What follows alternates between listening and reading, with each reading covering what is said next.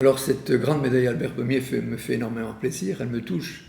J'étais il y a une décennie directeur ici, donc j'ai des liens affectifs avec Monaco, avec le souverain, et donc je suis très touché, notamment dans la section médiation, parce que c'est quelque chose auquel je suis très attaché, parce que je vais sur le terrain et j'ai toujours aimé faire des comptes rendus depuis le terrain. Le terrain, ça vous donne une légitimité, une force. Vous êtes celui qui est là-bas, qui vous parle, si vous voulez. Et moi, j'ai toujours été très autodidacte. J'adore l'effort pédagogique dans le sens où il faut simplifier des phénomènes complexes avec des mots simples. Et ça, c'est une construction que j'aime bien. Donc, médailler sur déjà de cette grande médaille me fait plaisir. Et en plus, dans la section médiation, c'est quelque chose vraiment qui, je dirais, qui corrobore le travail que je fais depuis longtemps. Alors l'océan, merci déjà à l'océan qui nourrit une partie de l'humanité. Là, il y a quelque chose d'important à faire, c'est la gestion de la biodiversité de l'océan, la gestion des pêches.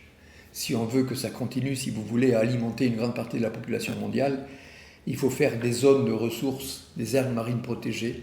Ça, c'est très important.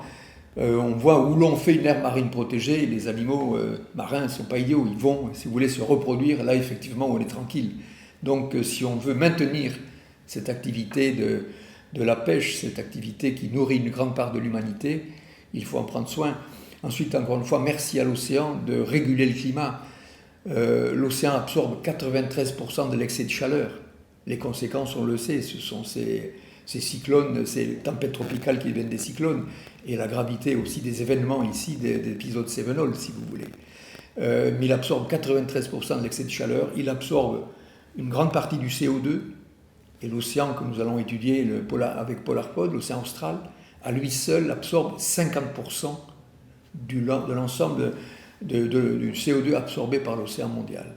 Donc l'océan est un grand régulateur du climat, c'est une ressource de biodiversité énorme, elle contribue à l'alimentation humaine. Donc on a longtemps considéré qu'on pouvait tout bazarder à l'océan, que c'était tellement grand que ça pouvait être accepté.